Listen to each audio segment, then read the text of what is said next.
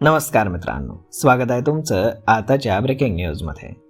मित्रांनो, महाराष्ट्र शासनानं ग्रामपंचायतींच्या कामकाजाबाबत पारदर्शकता आणि अधिक कार्यक्षमता आणण्यासाठी वेळोवेळी नवीन आदेश आणि नियमावली जाहीर केली आहे.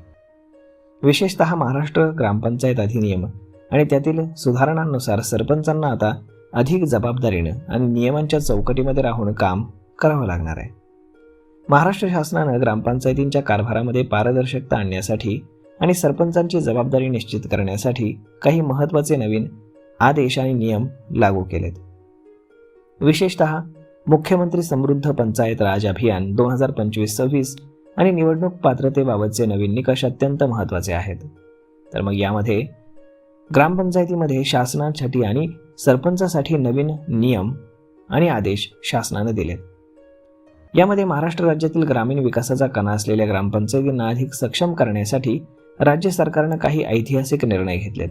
यामध्ये प्रामुख्यानं निवडणूक पात्रता, कर वसुली आणि डिजिटल प्रशासनावरती भर देण्यात आलाय. यामध्ये राज्य सरकारनं नुकताच एक मोठा निर्णय घेण्याचे संकेत दिलेत, ज्यानुसार आता ग्रामपंचायतीची निवडणूक लढवू इच्छिणाऱ्या उमेदवारांना गेल्या 5 वर्षात कुठलीही कर थकबाकी नसल्याचं प्रमाणपत्र सादर करावं लागणार आहे.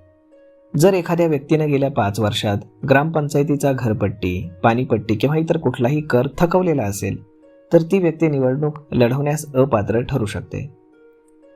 याचा उद्देश असा आहे की ग्रामपंचायतीचं उत्पन्न वाढवणं आणि जबाबदार प्रतिनिधी निवडणं हा यामागचा उद्देश आहे. शासनानं 6 ऑगस्ट 2025च्या शासन निर्णयानुसार हे अभियान सुरू केलंय. यामध्ये देखील सरपंचांना काही कामंही करावी लागणार आहेत.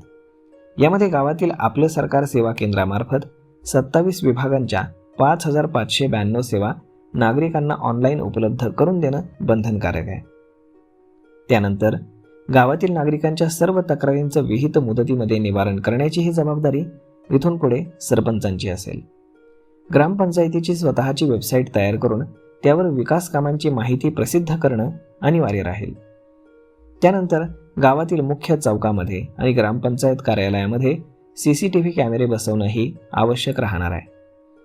मुंबई ग्रामपंचायत अधिनियम 1958 नुसार सरपंचांना वर्षातून किमान 2 वैधानिक ग्रामसभा घेणं बंधनकारक राहणार आहे. अनेकदा ग्रामसेवक रेकॉर्ड देत नसल्याचं कारण सरपंच देतात, मात्र अशा परिस्थितीमध्ये सरपंचांनी वरिष्ठ स्तरावरती लेखी कळवणं आवश्यक आहे. जर ग्रामसभा झाली नाही तर सरपंच अपात्र ठरवले जाऊ शकतात. त्यानंतर महाराष्ट्र सरकारनं पुन्हा एकदा सरपंचांची निवड थेट जनतेतून करण्याचा निर्णय कायम ठेवलाय.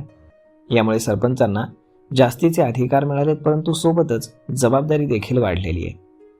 थेट निवडून आलेल्या सरपंचांवरती पहिल्या 2 वर्षामध्ये अविश्वास ठराव आणता येणार नाही. त्यानंतर उपसरपंच निवडीच्या वेळी थेट निवडून आलेल्या सरपंचाला मतदानाचा अधिकार राहणार आहे. त्यानंतर घरकुलासाठी जागा मिळत नसल्यास सरकारनं नियम शिथिल केलेत. सरपंचांनी अशा प्रकरणांचा 90 दिवसांमध्ये निपटारा करणं अत्यंत आवश्यक आहे. त्यानंतर शासकीय जमिनीवरती निवासी कारणासाठी केलेलं अतिक्रमण नियमनानुसार करण्यासाठी सरपंचांना विशेष लक्ष हे द्यावं लागणार आहे. जर सरपंचांनी एकाही नियमाचं उल्लंघन केलं तरीही त्यांचं पद हे रद्द होऊ शकतं. त्यानंतर 2 पेक्षा जास्त अपत्य जर असतील तरी सुद्धा, किंवा मग गावामध्ये शौचालय नसेल, त्यानंतर विहित वेळेत ग्रामसभा घेतली नसेल किंवा विकास निधीचा गैरवापर केला असेल तर अशा केसेसमध्ये सुद्धा सरपंचांचं पद हे घालवलं जाऊ शकतं किंवा मग रद्द केलं जाऊ शकतं. तर मग मित्रांनो, अशा पद्धतीनं सरपंचांना नवीन आदेश देण्यात आलेले आहेत. याप्रमाणे आता तुम्हाला कार्यवाही करणं गरजेचं राहणार आहे. तर मग मित्रांनो, हा व्हिडिओ, ही माहिती तुम्हाला कशी वाटली हे तुम्ही आम्हाला कमेंट करून नक्कीच सांगा. आणि जर आवडली असेल तर आपल्या जवळच्या मित्रमंडळींसोबत देखील हा व्हिडिओ तुम्ही शेअर करायला विसरू नका. धन्यवाद.